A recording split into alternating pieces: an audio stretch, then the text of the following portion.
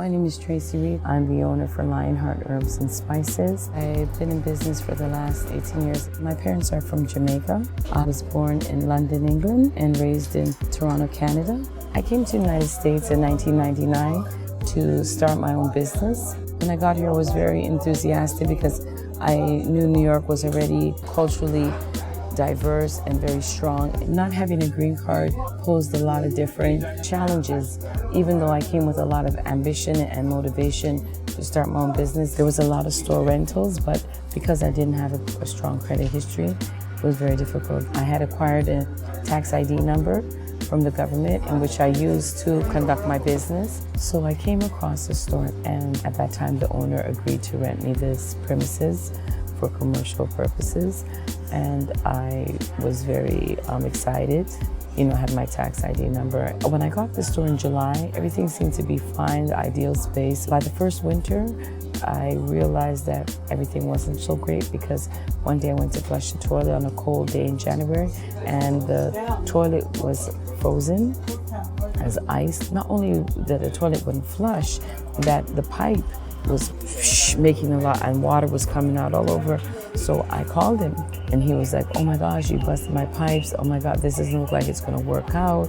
Maybe we need to find another location. You just got here." Well, as time went on and every time it got cold, the pipes would bust. I did a lot of repairs even though it was his responsibility because I was trying not to get in too much tension with him or get on his bad side because we were also coming up to our first lease, which was the 3-year lease, and I continued to pay rent and be in the space, and we went at it all the time because he was not willing to give me any heat and I had to be plugging in heaters. I had to move the store. So my challenge was, how can I get another space and I don't have the proper documents that is required for me to move from there, and I had already established a certain amount of clientele in the space. So not having a green card really kind of hindered me from being able to move forward on that level.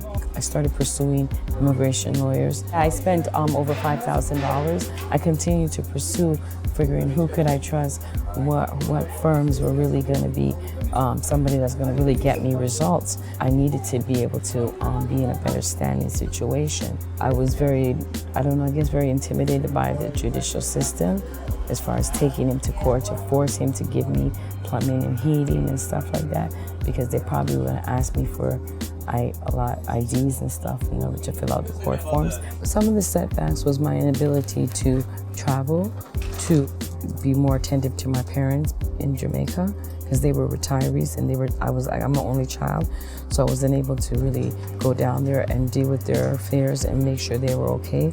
So many times I had to buy them tickets to come to New York, to come and see me, be able to buy them things and send them back home, see that they were okay, that they would get to see my sons. So then eventually I finally found Spar and Bernstein. Somebody had told me they heard about it on the radio, and so I said, okay, let me go find out what this is all about. I did a consultation and they explained to me how it works. It took some time, but I knew it's something I had to do. In the passage of processing, my mother got very ill, so I couldn't leave automatically. I had to wait, and during the time of waiting, she transcended, so I didn't get a chance to actually see her before she passed, but I was able to travel to go and prepare for her final resting place, and I did that last year. But at present, since then, I got my green card.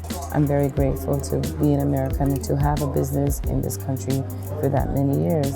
I didn't realize how rough it could really be for somebody outside of the United States to come here and even be a citizen of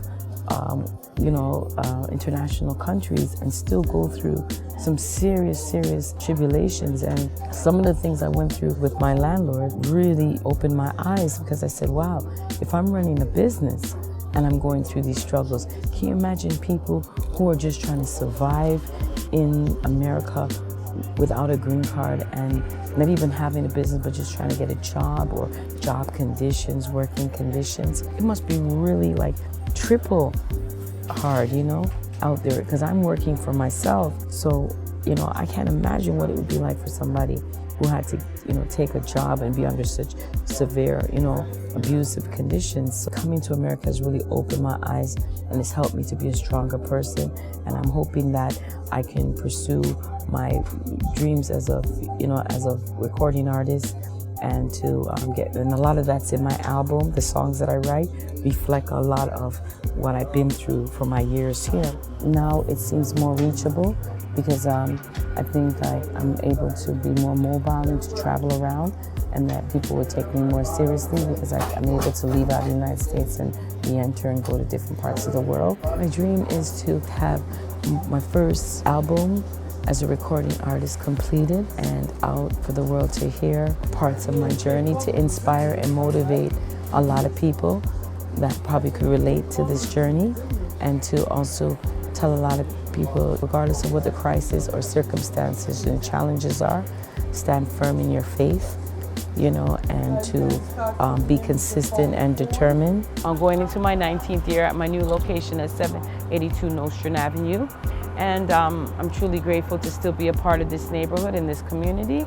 And once again, thanks to Spar and Bernstein, who has been very diligently helping me acquire my green card, which I now do have. I'll be able to continue to pursue my ambitions as a recording artist, as a mom, as a store owner, as a community advocate. So, I'm looking forward to putting my album together and just being able to get things on a different level.